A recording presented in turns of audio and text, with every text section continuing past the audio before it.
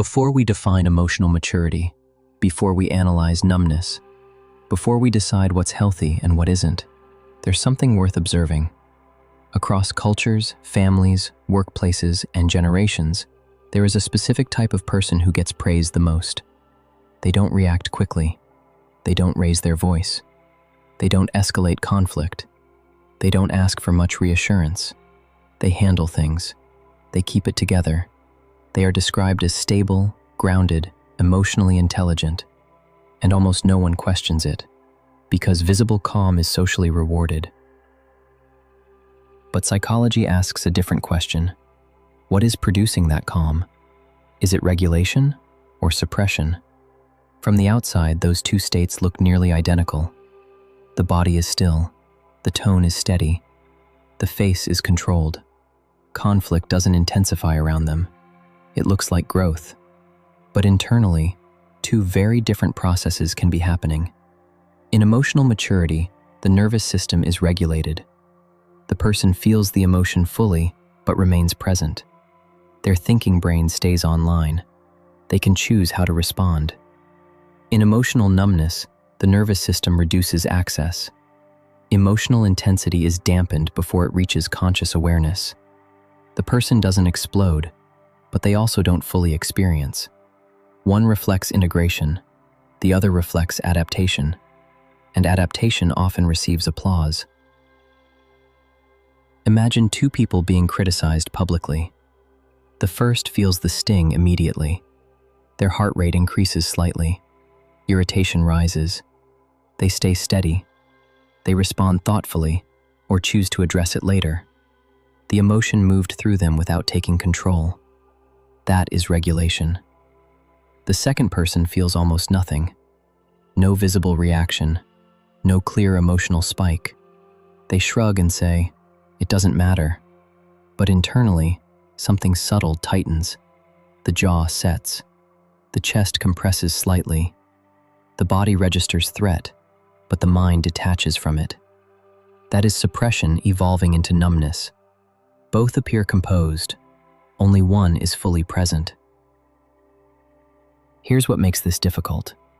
Many people who are emotionally numb do not experience themselves as numb. They experience themselves as stable.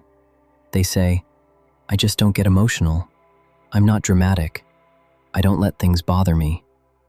Sometimes that's true regulation, but sometimes it's the result of repeated emotional invalidation.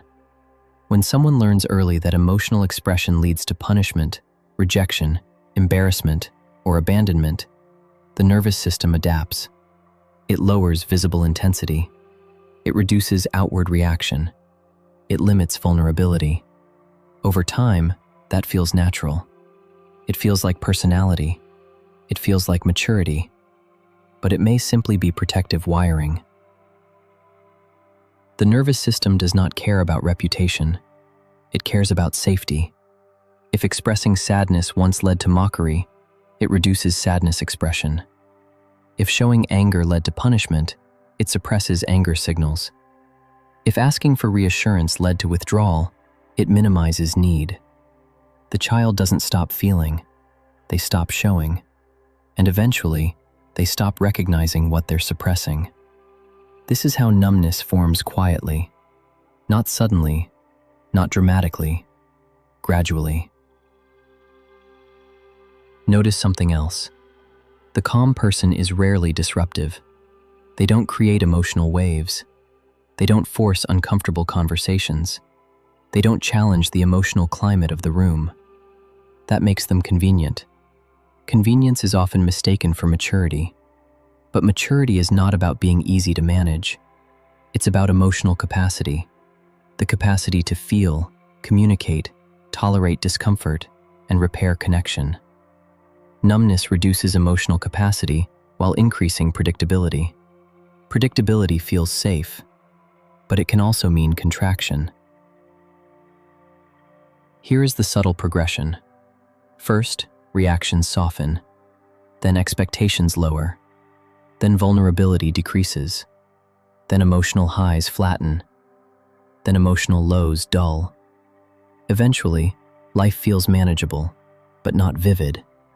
functional, but not deeply connected, stable, but not expansive. Because chaos is gone, people assume growth has occurred. But the absence of chaos does not automatically mean the presence of health. Sometimes it means the absence of access. Some of the most emotionally numb individuals are perceived as the strongest in the room. They are the reliable ones, the steady ones, the ones who don't fall apart. But what if they don't fall apart because they stopped fully attaching? What if they don't react because they learned early that reacting changes nothing? What if their calmness is not peace, but resignation? Resignation can look like wisdom from the outside. Internally, it feels different. Wisdom feels grounded and open. Resignation feels heavy and distant. And most people don't realize which one they're living in. So here is the question that begins this entire exploration. When you say you're calm, does that calmness feel spacious or tight? Does it connect you to people or distance you from them? When someone disappoints you, do you feel the hurt, process it, and return to openness? Or do you feel less each time? Less anger, less expectation, less hope? Reduction is not always evolution. Sometimes it's emotional cost-cutting. This isn't about shaming adaptation. Adaptation is intelligent. It kept you safe. But protection and growth are not the same thing. One reduces risk. The other expands capacity. If numbness is mislabeled as maturity, it will never be examined. It will be defended. It will be reinforced. It will quietly reshape identity. And that is where clarity becomes necessary. Because in the next section, we move from observation to biology. We're going to define what real emotional regulation actually is, not culturally, but neurologically. Once you understand that, the difference between strength and shutdown becomes undeniable. Stay with this. We're just beginning.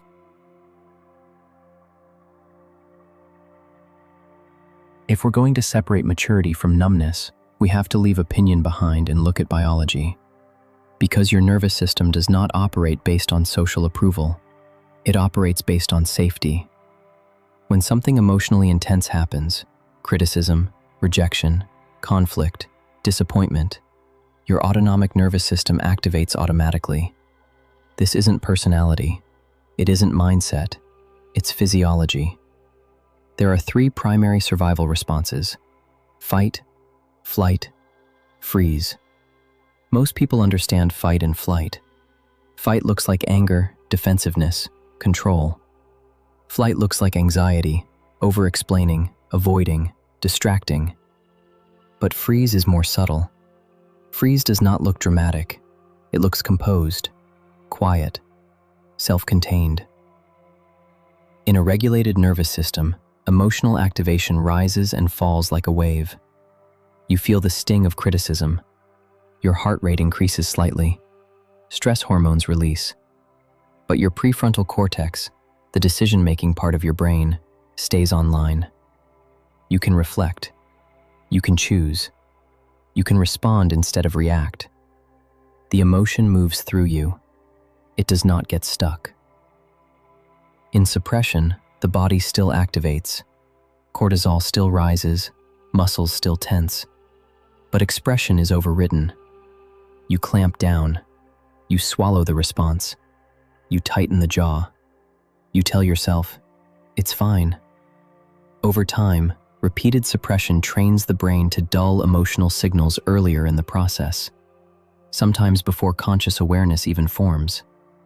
That's when numbness begins. Not because you don't have emotions, but because access is restricted. The brain is efficient. If emotional expression repeatedly leads to embarrassment, punishment, rejection, or abandonment, the nervous system adapts by lowering intensity. And here's what most people don't realize. The brain does not selectively numb pain. It dampens the entire emotional spectrum.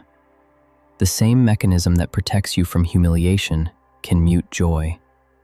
The same mechanism that reduces anger can reduce excitement. The same system that protects you from heartbreak can limit deep connection. This is why many high-functioning adults describe their emotional life as flat. Not chaotic, not overwhelming, just flat. Flat can feel peaceful, especially if you grew up in unpredictability. But flat is not the same as regulated. Regulation feels flexible. You can feel deeply and return to baseline. Numbness feels restricted. The wave never rises high enough to move through. Polyvagal theory gives language to this distinction. When you feel safe, your ventral vagal system is active. You feel socially engaged. Your voice has tone. Your face is expressive. Your body feels open. When you perceive threat, your system shifts. Fight and flight are sympathetic activation. Energy mobilizes. Freeze is dorsal vagal shutdown. Energy collapses inward. Shutdown conserves energy. It reduces emotional intensity. It creates distance. And here's the critical insight. You can be highly functional while partially shut down. You can work, lead, parent, achieve, perform, while emotionally operating at reduced range.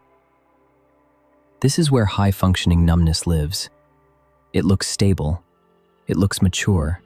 It looks strong. But stability without flexibility is rigidity, and rigidity is not health. True emotional regulation allows movement between states. You feel anger, then settle. You feel sadness, then reconnect. You feel fear, then regain grounding. There is motion. There is elasticity. Numbness skips the wave entirely. You don't explode, but you also don't fully experience. Here's a diagnostic difference. When a regulated person experiences hurt, they may withdraw briefly to process, but they return. They re-engage, they communicate, they repair. When a numb person experiences hurt, they detach, and distance becomes default. The emotional volume lowers permanently. Less reaction, less expectation, less vulnerability.